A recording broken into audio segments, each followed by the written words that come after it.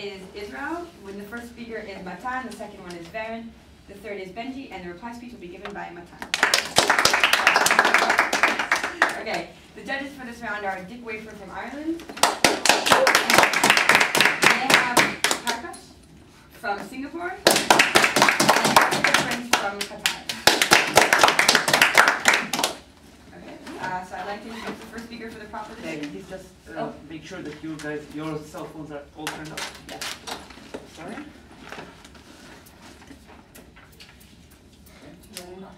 You're just being problematic. Yeah, I know. I won't. These are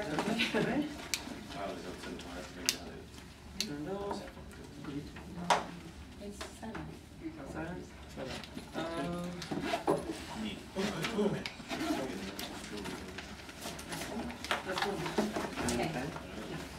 I'd like to introduce the first speaker for the proposition, Martin.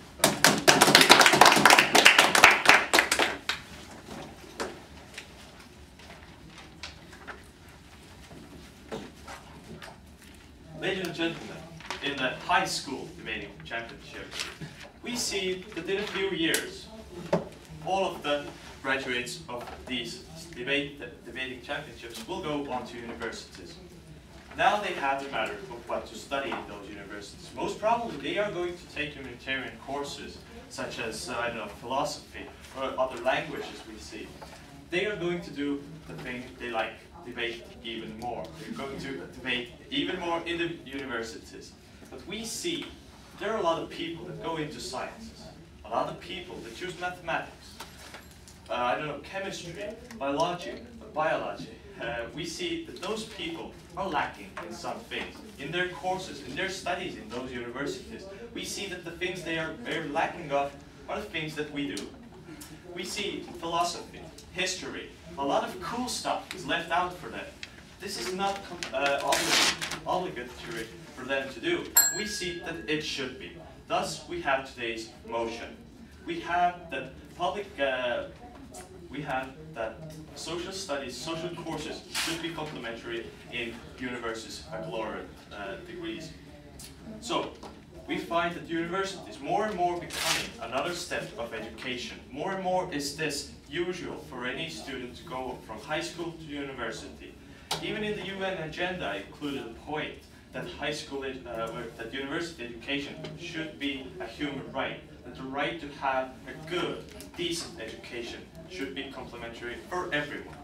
So, in today's debate, we define some things. First of all, what was undergraduate as a baccalaureate degree in university, then as humanitarian courses, as courses of humanitarian sciences such as philosophy, history, and so on and so on.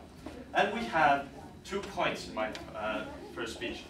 First of all, the individual level, the choice we make when we go into university. And second of all, public discourse, or how the society will benefit from my choices or not benefit from the choices that I make in the university. The first point, individual level. We make a choice when we go to university. We make a choice that we go to sciences. We make a choice that we go to philosophy, to history, that we study certain subjects. But we make that choice too soon, far too soon, we see. Because although in high school we have a lot of courses all over the range, they are all widespread courses, we see that the narrowness that we have in the university is far too great. They are being narrowed down from all these studies that we have in the high school to just a few, just to name a few that they must study. We see that the complementary studies should include a lot more than those. We see that this could be a far greater benefit for the people, that they now have more knowledge about different things in the world. They not only now calculate and know numbers, they not only now do great chemistry, but they now also see the reason behind that chemistry. They see the history behind that chemistry. They see the philosophical points of how their chemistry is right, how their chemistry is proven, or why they are even doing so. So we see that this is more likely to be a bad choice, a wrong choice, or a choice not so good for the people studying, or for the society, if they do it right now, because they don't have a widespread education in those universities, because we are narrowing them down way, way too much. So we see that more knowledge is not a bad thing for a person. We see, of course, this results in more courses. Of course, this results in a little bit greater tension for these people. But we see baccalaureate degree as a I don't know, starting step. We see this as a place where they have a lot more courses. Even in the present, when they move on to magistrate or doctorate degrees, they have less courses. They go deeper into those. We see if we have more, this is not a real problem for them. We will not burden them with too much history, with too much philosophy. They are always able to do their own stuff that they need to. But more knowledge is for better knowledge. Yes, sir. Okay, but these people are rational adults. They're allowed to choose what they do and don't want to. Who's the government to dictate to them what is good? The government is the one who declares what's beneficial for the state. The government is the one who declares what's beneficial for the society. And if the government, as we see today, decides that the people studying, making those rational adults, making those decisions, are not that rational. They are far too young to make those decisions. In the first place, they have too little knowledge of what they could learn in the future.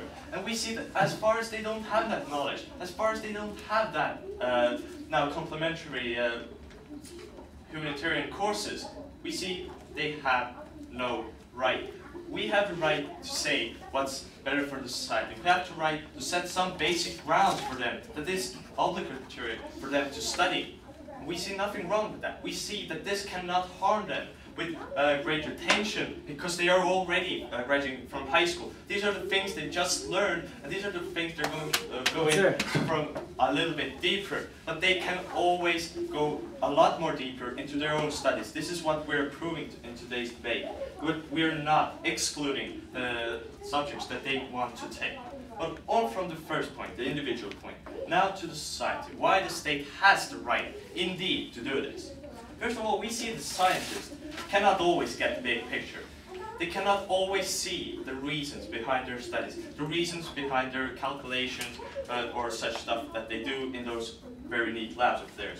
So we see that if they have the philosophy, if they have the ethical discussions in the high schools, they're now more likely to start more ethical discussions among themselves in the society, to engage more with the society. We see that then we won't have the last debate motion that we have unethical training or unethical data. Now we have the motion that we always have ethical data because the people there are now educated, far more educated in these subjects. And we feel that this will result in more public debate. The public debate that we are currently having in this room, but the public debate that those scientists will now encourage. They now have the means, they now have the education, the capabilities to result in a far more impressive, in a far more greater result to the society to engage with the society and to express their views of such things. So we see that not only numbers, not only calculations should be the part of their education that they receive. We also see that the philosophy, ethical studies, moral studies should be a part of everyone's daily job, should be a part of everyone's daily conception of the world. We see that this is fairly reasonable for debating, we know, brings to greater good. The good public debate brings to greater good. As the society will evolve from this, from different impressions and different expectations from the society will always result in a better environment.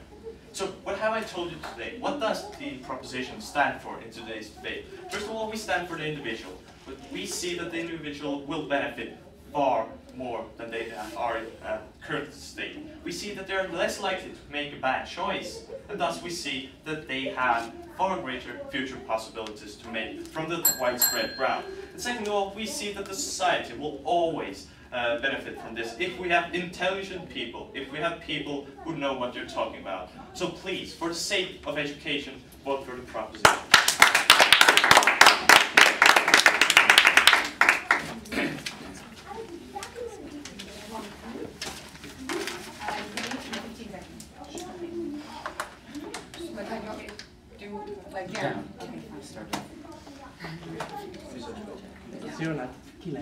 Okay.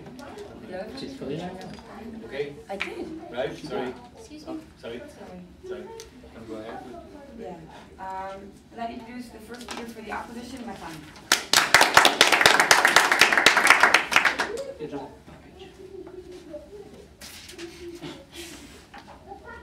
Thank you very much, ladies and gentlemen. We on Team Opposition know what this debate is about. We recognize that the clash between the two teams is the student's right to choose what he wants, or in other words, the freedoms of choice, versus the need to know extra humanities. And we stress extra humanities. It's not between knowing humanities at all, just knowing maybe a little bit more. Now, how are we going to prove this? First of all, I'm going to be talking about the need to know humanities. Secondly, I'm going to be analyzing exactly what are universities and how they're all about freedom of choice. And our third point, brought up by our second lovely speaker, Vere, will be talking about the tangible harms of the proposition's plan. But before I get on to our constructive case, let's talk exactly about what the proposition has talked about today. Through their first point, we understood their problem. Their problem was that people who study sciences don't know humanities. And the first question that we have to ask today is, why is that true? We heard no real deep analysis. You know, any ordinary person would think they went to school for 12 years learning Shakespeare through grades 1st to 12. They were learning geography. They were learning history. How come a person who goes to university, who gets accepted to a university, does not know any humanities? No thanks. But even if the problem brought up by Team Proposition were true, they were talking about broadening, no thank you, about broadening society, about letting everyone know everything. So basically they're saying that they're only going to broaden the people who are studying science, they're only going to broaden their horizon, because the people that are studying humanities, they're basically going to only know humanities, they're not going to know sciences anymore. So we're only broadening the people who are studying humanities horizons.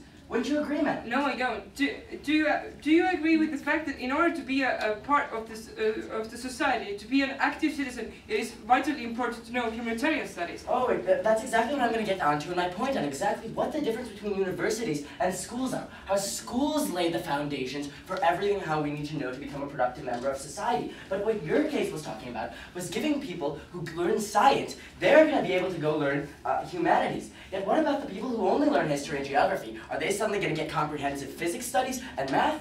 The proposition hasn't answered that question. Now they proceeded on to their second point. No thanks, I just answered one, about how they're looking out for the scientists. How the science don't get the big picture. And once again, why? We never heard any deep analysis on why the scientists don't get the big picture. What exactly is the big picture, ladies and gentlemen? Now, even if they don't get the big picture, why do the three members of Team Proposition get to choose that these people go and have to study this, that they have to understand the big picture? We recognize in a democracy that once I'm over age of 18, I get to decide what I want to do.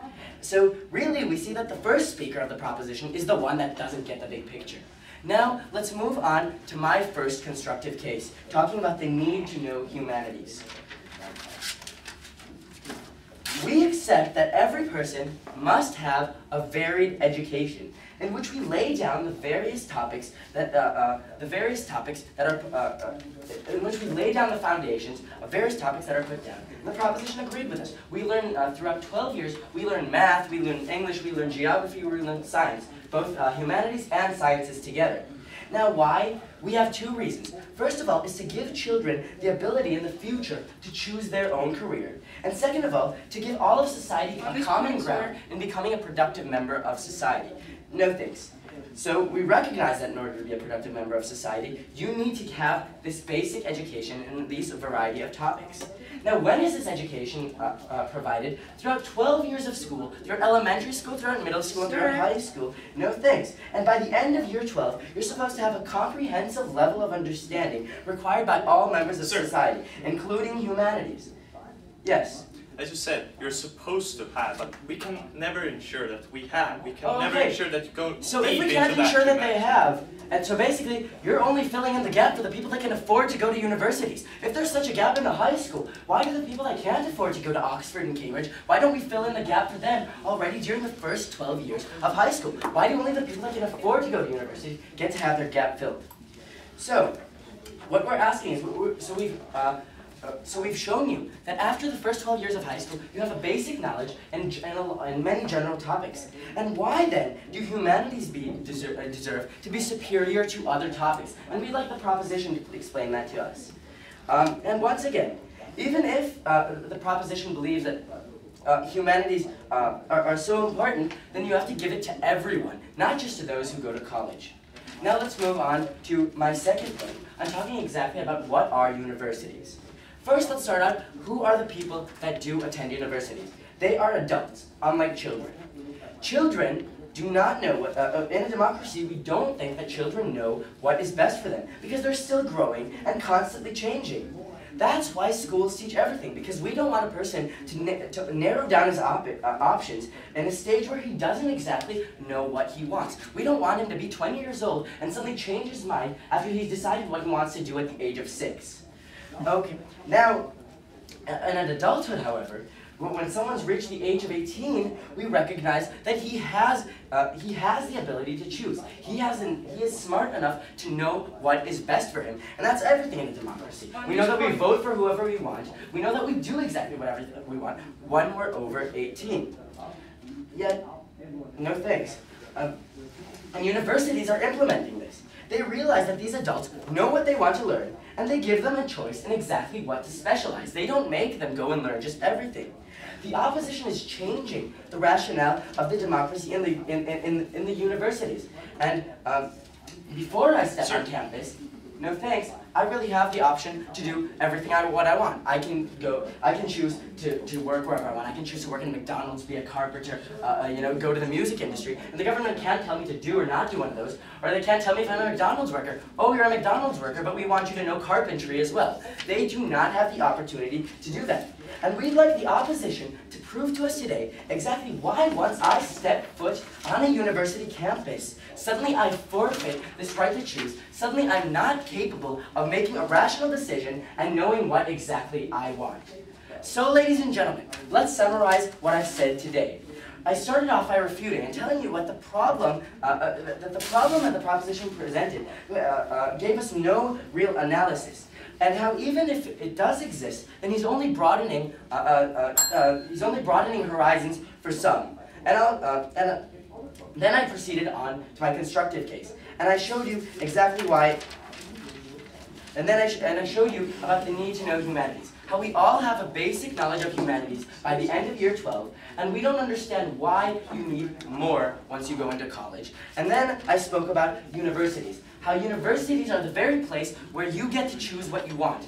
And we asked the opposition, why when you step on universities do you suddenly forfeit your right to choose? Ladies and gentlemen, I beg you to propose. Okay.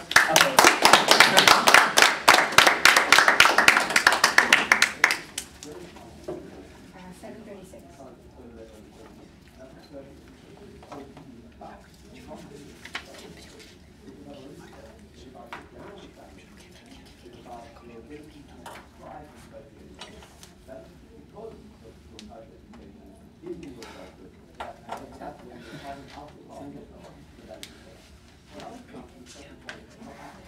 I'd like to introduce the second speaker for the proposition, Victor.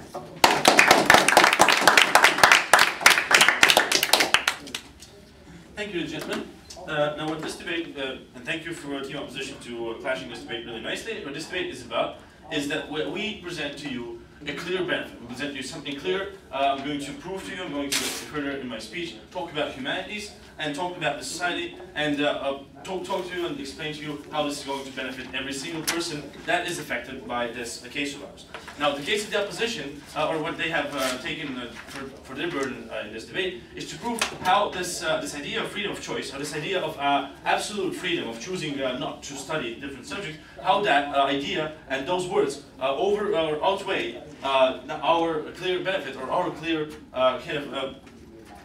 clear good thing that we get in the society with this case. Now, first of all, I'm going to talk a little about government role. What we see right now is government actually already actively controls everything that goes on in the university, a lot of it. For example, the U.S. government already clearly teaches those topics and allows people to study that things that are important in the specific region of the United States. So we see that the government already very clearly limits how many people get to study to be a doctor, how many people get to study to be whatever else. So the government already puts its needs and already controls people by the way it needs different people to be trained in different regions, not even also as a country as a whole. So we see that as okay. We see that the university system and the education system is not supposed to be an absolute idea of choosing every single subject you do, but it's supposed to be something where you can choose your course and you can choose from different courses, but that course should include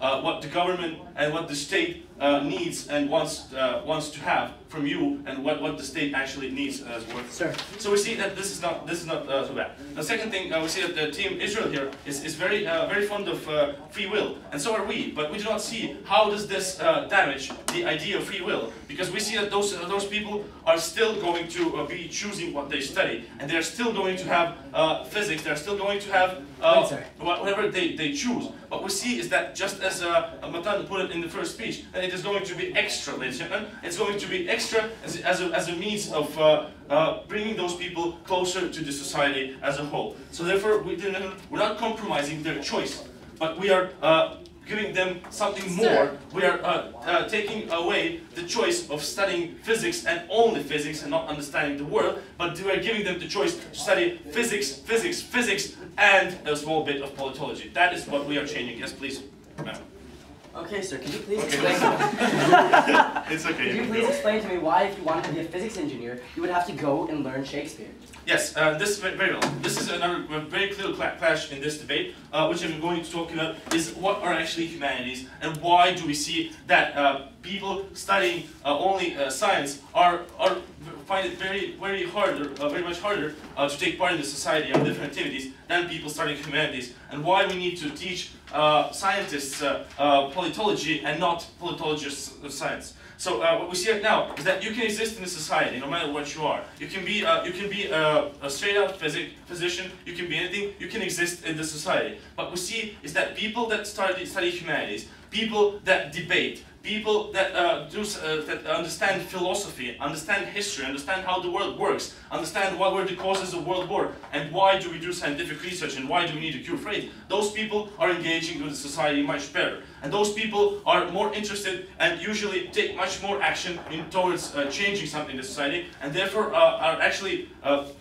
feedback are actually changing the society into something that they want it to be, into something that should be what they want to be. What we see right now is that in US, the intelligentsia, or among the intelligentsia, the percentage of those that go to vote is much lower than among those people that are not intelligentsia. And we see that the higher degree you have in the US, which are usually doctors and masters of sciences such as physics and chemistry, those people go to elections much less than people with less education and with no doctor's degree. So we see that we need to somehow inject those people with an idea of what are those, what is it politology, with an idea of philosophy, because they can then engage and they can then understand how, because they all want to shape the society to be something that is good for them. We all want the society to change into something better, to a better place for us everyone to live in. But if you only study physics, ladies and gentlemen, if you only study how stem cells work, then you do not understand how and what is it that you can actually do to improve the society so that it would benefit you more.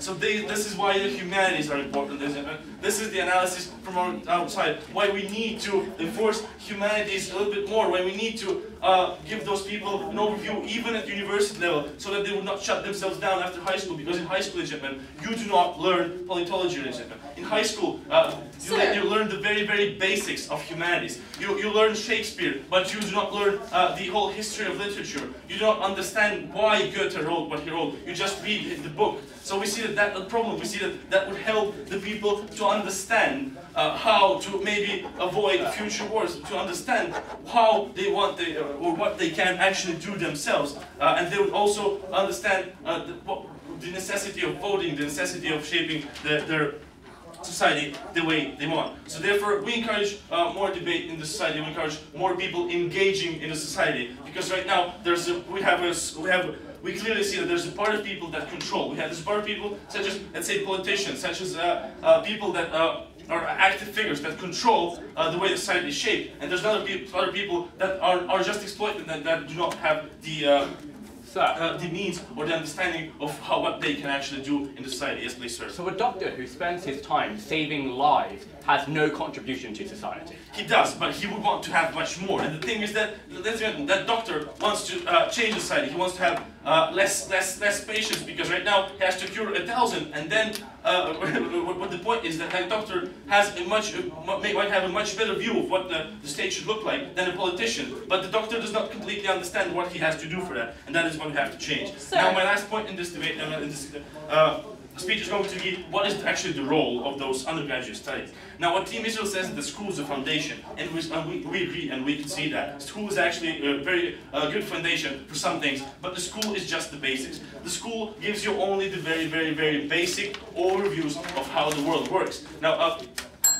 we see that undergraduate studies and it's becoming a very clear link between high school and between master's degree or between higher education. So we see that we need to make it a step. We need to make postpone the moment where people make their choice so narrow. We need to postpone the moment where we give the people the opportunity to narrow themselves down to only one subject, because they are too young. Those people, well, I graduate high school right now. I'm 18. People like me, people at the 18 years of age, are too young to narrow themselves down to only physics and to forget everything or not understand the society and the way it works. So therefore, it is good for every single individual in gentlemen. And what we bring to this table in this debate is that it is a clear benefit. It is a good thing that people understand how to engage in a society. It's a good thing that people understand what they can do for the society, and gentlemen, and that totally outweighs the idea of free will, which, as I explained before, is not even damaged as harshly as Team Israel said in the first speech. Thank you.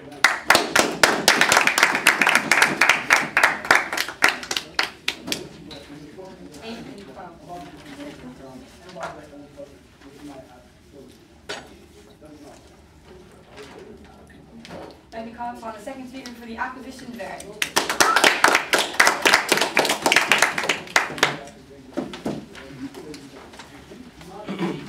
Pardon me, I have a lot of pages. Okay.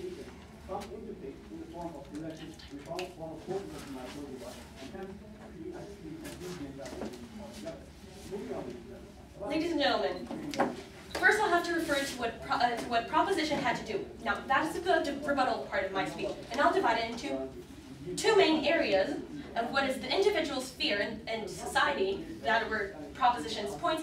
But first I have to address what exactly are proposition planning to do. Because on the other hand, on the first hand, we hear proposition adding some humanitarian courses to scientific majors. But they're saying that they're not going to do it too hard, not to put extra strain on them. But on the other hand, in order for them to actually have the effect they wish, for example, for a doctor to have that sphere of knowledge of knowing how to influence society, he has to take a master's degree in philosophy and government. So how is that not putting a strain? How is that actually talking what proposition are planning to do? Because we see a difference between the motion and between proposition's plan, and we see some sort of tension between what they're saying and what the actual effect of their plan will be. So that's the first thing that we had to address. Now, let's talk about the individual sphere, which is proposition's point, and it immediately clashes with our freedom of choice. Because when team opposition are coming up to say that we stand with a democratic rationale, we say that society today accepts that 18 is the age for a person to make a rational choice. We say our state education system is good enough to make that when a person finishes grade 12, he is knowledgeable enough to make a rational choice. Now, I want Team Proposition to come up and say in their speeches, why are they undermining the whole rationale of high school systems? Why do they believe that high school is not good enough? And even if they prove that high schools aren't good enough, they can change high school systems. We can add humanitarian classes. If you believe that people leave high school and they don't have enough humanitarian knowledge, go ahead and add classes. Now, what proposition had to prove is that this is especially necessary. I'll take you in a moment. This is especially important for university students. Yet they can't, because otherwise they completely contradict the democratic rationale. Yes, sir. No. In no university can you fully complete your own schedule one by one. You have to take some complementary courses, exam, and forced upon you by the university. Okay, so assuming this is correct for all universities, even though it is not in most cases. Assuming this is true, who are you to tell me what complementary courses I can take? If I study physics, which I probably will, even though I'm a debater, no thank you, I'm answering the point of information right now. So who are you to tell me that I have to take philosophy? Who are you to tell me that this is what I need? Because what you said of how this is important is a complete assertion. We've heard it, yet we didn't hear enough analysis or any logic link of how I study philosophy, suddenly I'm an ethical person, which leads me very nicely to the society part of my rebuttal. Now, this is I have to say, we didn't hear anything that proves from type proposition that proves that once I study philosophy or even if I take an ethical course in ethics, how come I suddenly become an ethics person? I'm very sorry to bring up this example, but Hitler was an arts major. I'm very sorry to use that example, but this is true. I really don't think someone here can say that he had high ethics. Now, that was a complete assertion for team proposition to come up and say, you study some ethics, suddenly you're ethical. We cannot accept this as a true point. Now, go ahead. Can you not see that fully understanding the ethics does not mean that you have to study all the courses, but getting a picture of the ethics? Okay, it's not in high school. So getting a picture of ethics won't do what you claim to do. If you just get a slight glimpse of ethics, A, you get that in high school. If not, again, as I said, change the high school curriculum. B, if you do think that's only glimpse can actually make you an ethical person, you should have proven that in your constructive cases. But even if they did prove it, I'm telling you that studying ethics, even if it does make you an ethical person, it cannot be just by a glimpse. They have to actually make people take humanitarian courses at a high level and therefore put a strain on their life. No, thank you. Now I'll just have to now move on to my constructive case, which is the added benefit, the added harms. First, I have to talk about antagonism. What antagonism teaching humanitarian courses are going to cause for those subjects.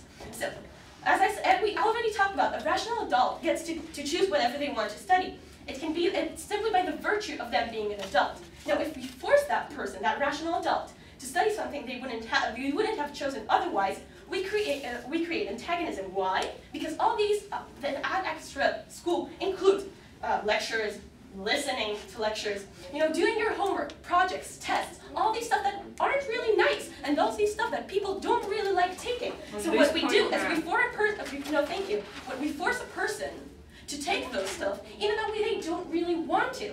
Now, the immediate response for an irrational adult that we tell him, yeah, you can choose for yourself, but we don't really let you choose for yourself, and we give him an added harm to that, is to actually hate this. We see that, for example, in Israeli high schools, which force you to take Bible, even though you don't have to. This creates antagonism for the majority of the secular society. Now, the difference between this example to this case is that we're talking about high school students. We do accept that high school students can't make their own choice, and therefore it is okay to harm their freedom of choice, and we accept that slight antagonism. But I'm also going to tell you about this example, is that not only it proves antagonism, but it also says that this problem, the antagonism, will exacerbate for college students. Why? Because as we already talked about, not really refuted by team proposition, is that we accept that these are rational adults. So if we make a rational adult being forced to something, it can create more antagonism for high school students that knows that he can't make a rational choice. So what we see is that we're going to create more antagonism towards these subjects, and this is not something that team opposition would like to see. We don't want to see people running away from humanitarian subjects, and we don't want to create scientists disapproving of this. No, thank you.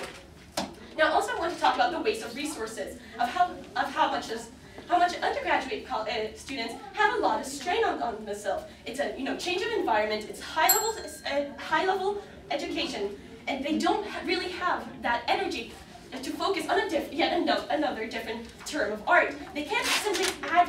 There's one person. A lot of work means a lot of pressure. If we take the same person and give him more work, that is more pressure. So what we see that if your students are more pressured, the level of their education is going to come down. We're going to see doctors with less knowledge. We're going to see physicists with less knowledge of physics. Is that a good thing? Is that what team proposition would like to see? Because this is exactly what they're causing.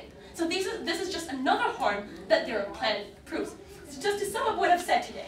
First, I've talked about the individual sphere, how that really clashes with the freedom of choice, how that team proposition have to simply undermine the democratic rationale of our society in order to pass their plan.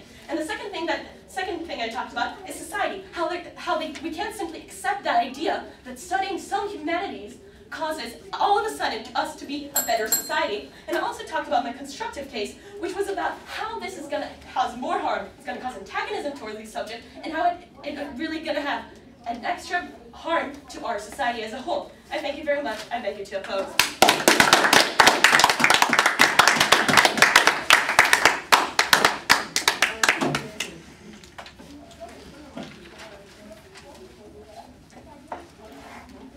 I'd like to call upon the third proposition speaker, Sandra. Hi. First, I'd like to point out that the opposition clearly does not know what is going on in the university, but we can't blame them as they've never been there. So neither have I. Actually, but what I'm going to do is I'm going to give you a short overview of what is going on in the university and what is high school comparing to university, then talking about free will, and then talking about the benefits to the society that our motion brings. I'll do the rebuttal inside those points. So, firstly, what is going on in the university and how is it different from the high school? Firstly, I would like to clear the fact that we are not saying that you have to have a master's degree in humanities courses. We're just saying that you have to have some subjects, just like you have them right now. What the opposition seems to be thinking is the fact that if you go study physics, you study only physics, 7 days, 7 hours a day, 5 days a week. No, you study other subjects which are complementary and which are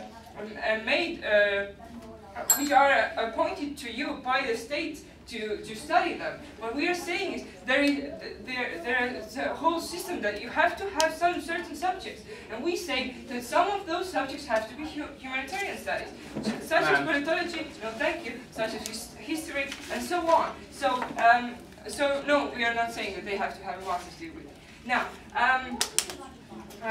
okay, so talking about the fact that which the opposition said that, but the 8 aren't then high schools good enough to make them understand. We say that high schools fulfill the role they have to perfectly. They have to make the student, no thank you, they have to make the student ready for the university. Now what we are saying is that the university understudies degree does not fulfill the role they have to do. The role they have to do is to make the person to have a complete, no thank you, view of the world. They have to make them understand different things more perfectly. For example, there are some subjects in university that even do not exist in the high school. So we see that those students have to have the possibility to learn those subjects, such as politology, ladies and gentlemen, and such as, no thank you, deeper psychology, and so on. We see that this is vitally important for those people to get those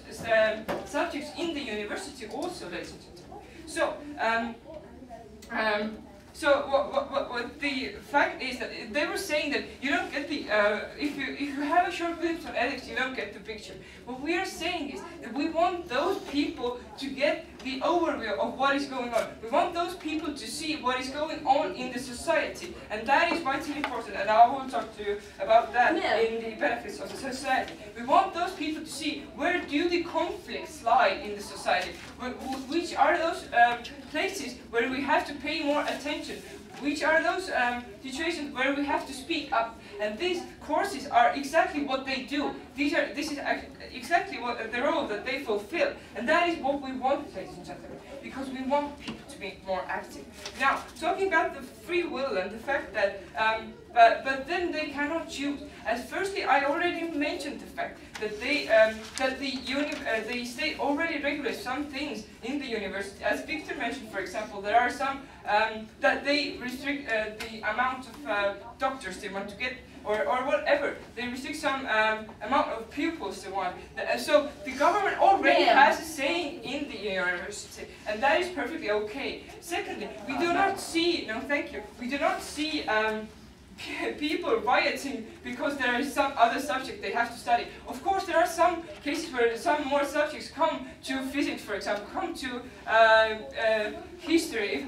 If the government decides that the people who study history have to study, I don't know, another language, for example, or something else, then we do not see students rioting on the streets that no, we don't want that. That is perfectly okay because they see that state wants them to have a complete picture of the world. And we want that also. So, no, they are not feeling restricted by the free will. What we are doing is we're offering them a chance to study those things. And that is perfectly okay. No, thank you. So, so we find that the fact of free will is actually stands very well because that is not a restriction we're making on them. That is not a bad thing they get. They get the benefit to study that. What opposition has failed to show is that how does it harm those people? The people are actually getting more benefits from those things through our motion, and that is what we're trying to say. Now, moving on to the third point and the benefits of the society. So, under which I will speak why it is so vitally important for them to study those things. As Martin and Victor already talked to you in their speeches for 16 minutes, but we want the people to be, we want them to be more active in the society. So how do you become more active in the society? It's through the fact that you have more knowledge what to do. No, thank you. No, you have more knowledge where to give your saying. You have more knowledge about the world, what is going on. You have more incentive to go voting, for example. And the fact, take you in a second, and the fact that you have incentive to go to voting, for example, because you have knowledge of what political parties to vote for, then that actually makes the democracy fact a bigger thing. So that makes democracy even better. Yes. So you can have government classes in high school. You don't have to teach that in university and force them to.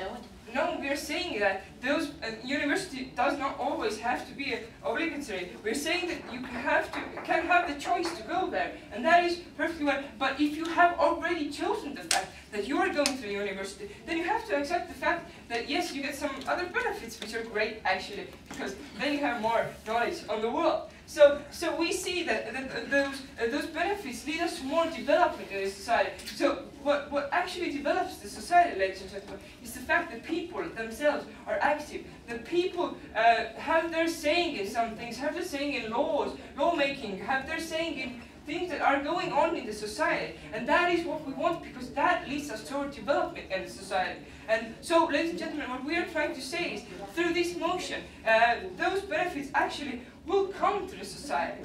Now, what this debate has been about is the fact that we are giving those students a benefit. Now, the opposition actually has failed to show that this is not a benefit. What they're saying is that we are restricting free will and they don't want to go to school anymore. But we are saying that if you have already chosen to be a student, if you already have chosen to be, the fact that you study in order to get a degree, that is perfectly normal, that you have some more subjects. As there are so many huge benefits that we gain. We have shown you through those 3 speeches how it is so vitally important to have those benefits, ladies and gentlemen. To have people more active, to have their saying, to go voting. This is the society we want, ladies and gentlemen. And this is the society we get through this motion. So, I am really, really proud to stand on the proposition side, because we really want the society to develop more. Thank you.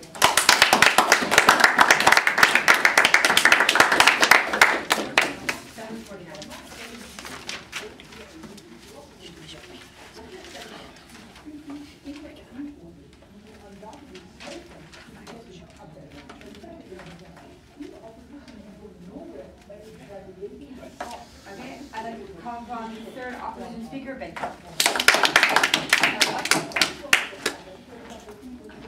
First of all, let me clear up a few things which weren't quite understood, I think, both by Estonia in this debate. Because when they got up here and said complementary classes, they didn't really explain exactly what they meant by this. And what they then believed was that you have complementary classes in all universities for whatever course you take. which factually, ladies and gentlemen, isn't true. There are many courses which you take when you basically study what you want to study. However, even these complementary courses, you get to choose, and you get to choose whichever ones you want, and you get a huge variation of options to choose. And if I'm studying physics, I can choose to take a complementary course in, say, math, biology, and chemistry, because these are all things that I think, as a rational adult, will help me with my major. The government isn't allowed to say, no, I want you to learn carpentry. So, ladies and gentlemen, we see that complementary classes, complementary addition was slightly misunderstood by this. The second thing they said about universities, which was slightly misunderstood, was they said, well, the government really can decide how many people it wants to become doctors in each region. Sure. No, thank you, no. In state schools, ladies and gentlemen, which are run by the government can choose to say, allow 10 people to enter to become doctors, much in the same way that Princeton University, an independently run university, has a set amount of seats open, which it then allows in. This isn't saying that people decide who can learn where and what. This is merely saying that each university has a set amount of seats of which it can allow courses to go into. This is not taking away people's freedom of choice, especially since they can choose to say, go to a different university. So, ladies and gentlemen, there are 3 questions I have to ask here today. Is there a problem with status quo? Because the problem with it, the thing we find here, is that we've reached the end of the debate and we really still don't understand what exactly the tangible harm the proposition has proposed here. Secondly, does their plan solve the problem? Because, again, as Vera pointed out, and wasn't actually come to grips with at all by their third speaker, is the fact that their plan doesn't bring about any of the results they want. And finally, I'm going to do kind of a weigh-up of harms versus benefits, and see what kind of small benefits can we get, maybe, from their plan, and how the harms that we've shown have outweighed them. So is there a problem with status quo? Because what they didn't understand is that, according to Mill's principle of democracy, really, ladies and gentlemen, in order for the government to get involved, in order for the government to suddenly take away a freedom of choice, they can't just do it because they think there might maybe be a benefit somewhere along the way. No.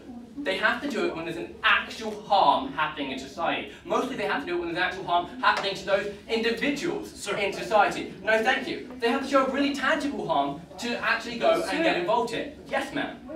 Don't you see that if only 40% of people with a master's degree in America vote, then that is a problem in the society? Okay, first of all, so this was like, that is not exactly what I said. So the first real problem that they identified is that doctors don't vote.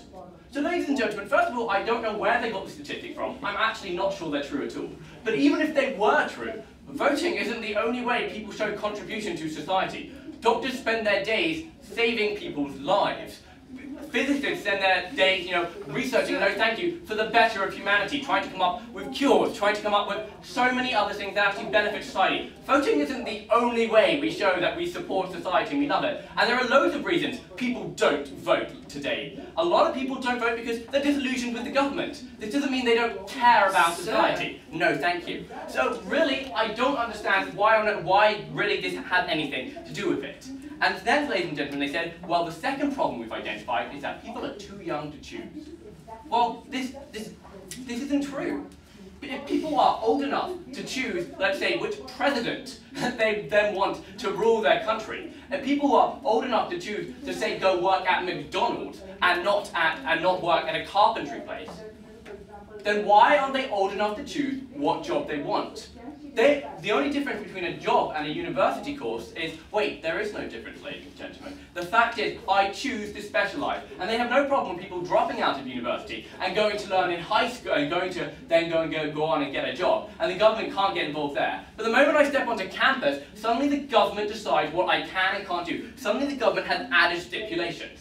And finally, the second answer I have to this is the fact that it's not true that the moment, no thank you, I choose a degree, I narrow my choices down to one thing. My father had a history degree, but he's a journalist today, ladies and gentlemen. I'm sure if many people out there know that the different degrees that people take are often very open-ended, and people who have lawyer's degree often end up in business. People who have doctor's degree sometimes end up working for a corporate company. The fact is, no thank you, the fact that I merely took a university degree doesn't mean that my choices are completely narrowed down, especially not in undergraduate, because this is what they were talking about today. An undergraduate, I then go on and, no thank you, get, no thanks, a master's degree.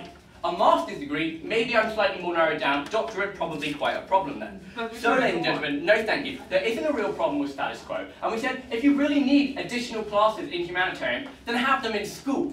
But the reason we find that we don't have them in school today is because every government in the world has pretty much recognised that they're not necessary. Every government in the world that maybe higher levels of philosophical understanding don't make people better. So, ladies and gentlemen, there isn't a real problem with status quo.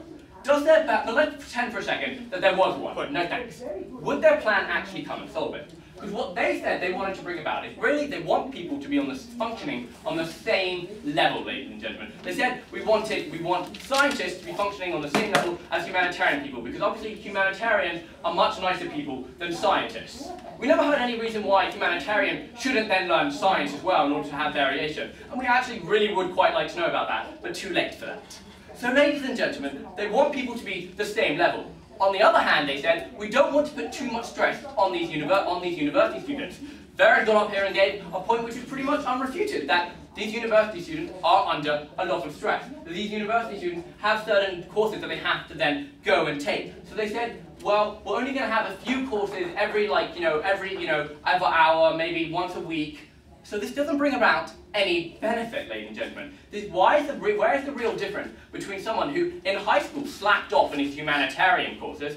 Why would he then, suddenly in university decide, oh, I'm really going to take my humanitarian courses seriously? Especially when, wait, I finally spent 12 years doing what the government wants, lets me as a free, rational human being choose what I want to do. The fact is that in order for their plan to have any kind of far-reaching consequences, no thank you, and the beautiful utopia that they painted here today, well, even if their plan was feasible, even if their plan worked and everyone who learns humanitarian is beautiful, ethical people, well then, ladies and gentlemen, it simply doesn't matter, because their plan doesn't actually give people a master's degree or an undergraduate degree in any of these philosophies.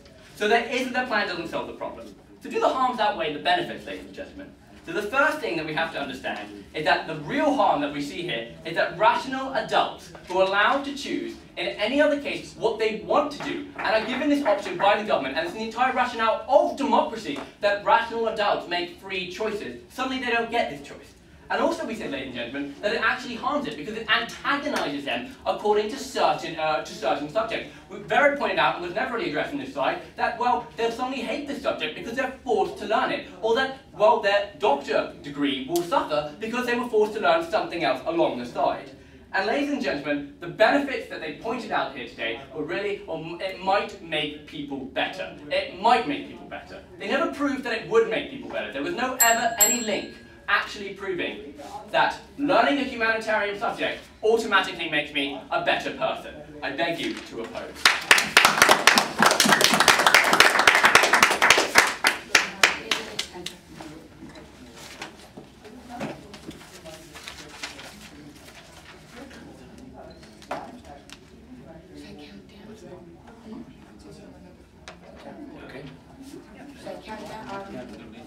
I'd like to call Matan to give the opposition reply speech. Good afternoon, ladies and gentlemen. Over the next 4 minutes, I'm going to ask you 3 questions that identify exactly what this debate is about. First of all, I'm going to ask you, does the problem that the proposition presented really exist? Secondly, is what they presented, in fact, really a problem? And finally, do the benefits of their plan outweigh the harms? Now let's start off with the first question. Does the problem that they presented really exist? The problem that the proposition showed us today was that people who know sciences don't know humanities, and therefore they don't get the bigger picture. Now we said time and time again that people do get a basic education in high school. Therefore they already have the background that the proposition is so fiercely advocating. Yet then, in at one point of information and then a few times in their speech, they said that that's not enough. And then we asked, then why not give it to everyone? If not everyone is getting the background information, let's just give it to all high school students and not just give it to the people that can't afford to go to universities. But now, let's assume that their problem really does exist. Is it really a problem? The proposition kept saying that doctors won't have a university level understanding of humanities. So what? Why do doctors and physicists and scientists really need a university level of philosophy and geography. Well, geographers and debaters don't need a really deep understanding of physics and mathematics. They never pointed that out to us, and we don't really understand why doctors not knowing humanities more than they already get from high school, why is that really a problem? But to the third question, which is probably the more substantial question of this debate, do the benefits of the plan that the proposition has presented today really outweigh the harms? The proposition gave us two benefits. The first benefit is that people are just going to generally learn humanities in universities. And to them, it's a benefit. However, to me, a die-hard physics fan, it's quite a bad fate. If they want to learn humanities, then you know what? Let's let them. However, if I don't want to learn humanities, why do I have to? We're advocating choice, and I'll show that to you in a minute. Now, the other benefit of our plan, which they kept repeating, was that basically people who don't know humanities are unethical people, or more namely, they don't vote. And first of all, we on Team Opposition don't really know where their survey is from, seeing this is an impromptu debate, and they never explained it to us. But more importantly, the very survey that they give us, if it's reliable, stated that people with degrees are the ones who don't vote. They never said that it's people with scientific degrees that don't vote. They just said generally it's people with degrees. So that benefit of their plan really falls. But now, let's show you that the harms that we've presented really outweigh the benefits of their plan. The first harm that we brought up in our first point is the fact that we're really taking away these people's freedom of choice. We're undermining the principle of democracy, in which a grown adult over the age of 18 suddenly knows what's good for him, and he has the opportunity and the right to choose. And they never answered our question: why, when you step on a university campus, do you suddenly forfeit this right, and you're suddenly not an adult, a legal adult anymore? Now, finally, another harm that we presented in our second point was the fact that we are antagonizing the very topics that the proposition really wants us to know. If we force these people to go learn humanities against their will, then guess what? Just like any other human beings, they are not going to like them. So to conclude, ladies and gentlemen, I've showed you that the problem that the proposition showed us doesn't really exist. If it really exists, it's not even a problem. And finally, if it were a problem, then the plan they give really causes much more harms than benefits. Ladies and gentlemen, I beg you to oppose.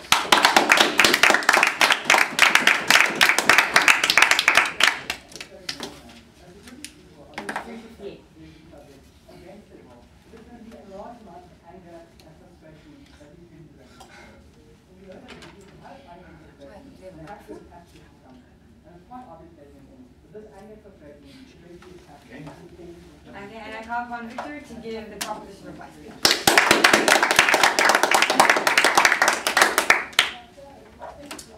Thank you, Mr. Speaker. Ladies and gentlemen, science is what you need to be a scientist. We see that humanities is what you need to be a human. We see that in this debate, first of all, we have proven to you what are humanities and what they mean to society, and why those are the subjects that every single human must have a background with and must understand how they work. Secondly, we have proven that that we are not compromising the freedom of choice, and the small adjustment in the society and the harms that the Team Israel claims that are going to come about are totally outweighed with the good that we have proven to you. So first of all, let me tell you more about the humanities. What we see, ladies and gentlemen, is that the U.S. electorate are usually not scientists. That is true. The survey is about people with degrees. What we see is that psychology and history are those politology are those subjects that we already in two speeches have shown to you actually help you understand how the society works. Sciences, ladies and gentlemen, nobody needs scientists if they're not interested, because science is not a part of an everyday life. But we see that such things as politology, such things as psychology, such things as history, and understanding different choices of different people in the society, understanding how the society works, is a part of everyday life, ladies and gentlemen. So Team Israel has, in the third and the reply speech, accused us of never showing the difference. But we have, in my speech and then in Sandra's speech, we have shown to you why is it that we do not want people who are interested in history to have compulsory science class, but why we do want scientists to also get a glimpse of our society, and why we do want them to have courses of those subjects that make them help them understand how the society works.